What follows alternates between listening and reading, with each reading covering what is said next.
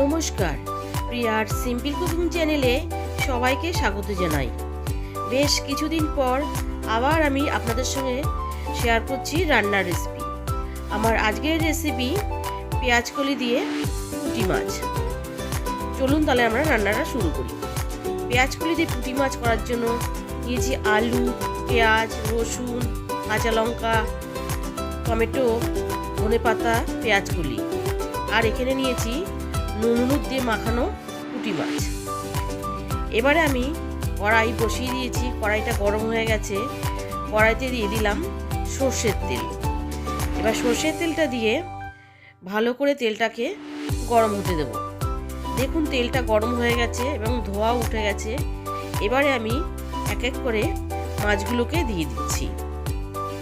দিয়ে মাছগুলোকে আমি এক পিঠ হতে দেবো। শীত চলে যাওয়ার আগে একবার এইভাবে আমার মতন করে রান্না করে দেখুন। পুঁটি মাছের রেসিপিটা খেতে দুর্দান্ত লাগে। দেখুন এক পিঠ হয়ে গেছে, আমি মাছগুলোকে উল্টে দিচ্ছি। উল্টে দিয়ে আরেক পিঠও ভালোভাবে মাছটাকে ভেজে নেব। দেখুন আমার সব মাছগুলো ভাজা হয়ে গেছে। এবার আমি তুলে নিচ্ছি।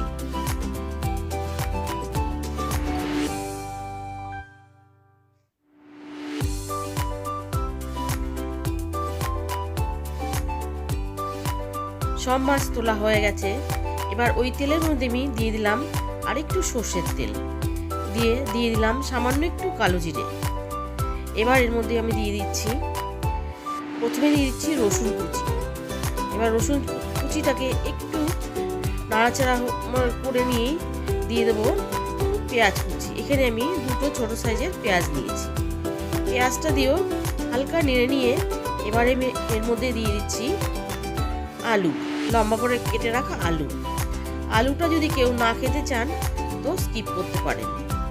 আমাদের আলু ভালো লাগে তাই আলুটা দিয়েছি। এবার পেঁয়াজের সাথে আলুটাকে আমি একটু মিশিয়ে নেব, হালকা একটু ভেজে নেব।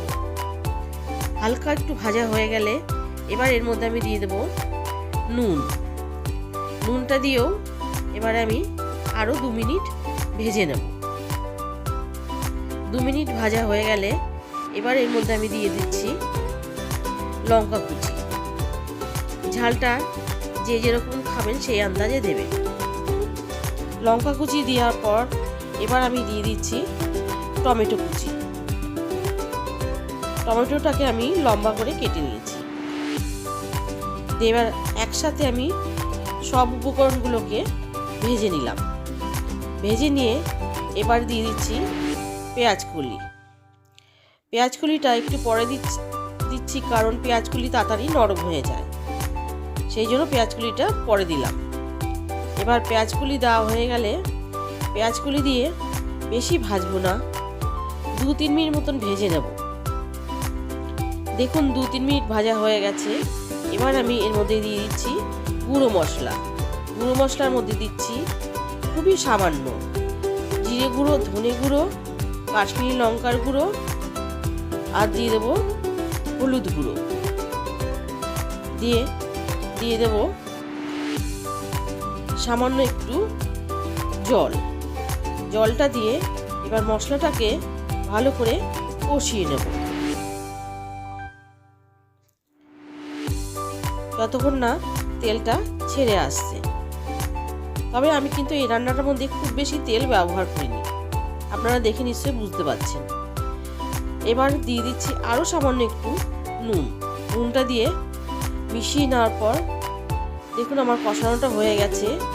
এবার এর মধ্যে আমি দিয়ে দেবো সামান্য একটু চিনি, মানে কয়েক দানা মতো। চিনিটা দিয়ে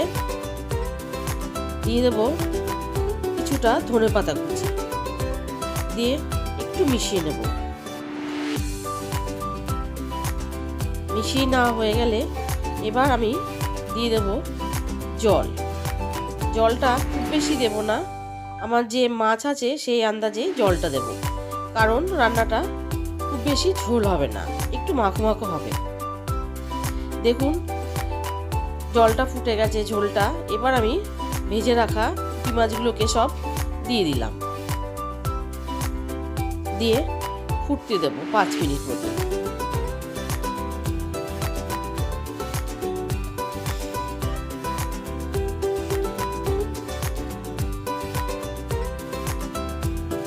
দেখুন 5 মিনিট পর আমার আলুগুলো ভালো সেদ্ধ হয়ে গেছে। এবার এর মধ্যে আমি দিয়ে দেব আরও কিছুটা ধনেপাতা কুচি। এবার ধনেপাতা কুচিটা দিয়ে আমি একটু মিশিয়ে নিয়ে গ্যাসটাকে অফ করে দেব। দেখুন আমার পুঁটি মাছ দিয়ে পেঁয়াজগুলি একদম রেডি হয়ে গেছে গরম গরম ভাতে খাওয়ার জন্য। কেমন লাগলো আমার আজকের রেসিপি অবশ্যই জানাবেন। ভালো লাগলে লাইক করবেন আর আমার চ্যানেলটিকে সাবস্ক্রাইব করে আমার পাশে থাকবেন। ধন্যবাদ।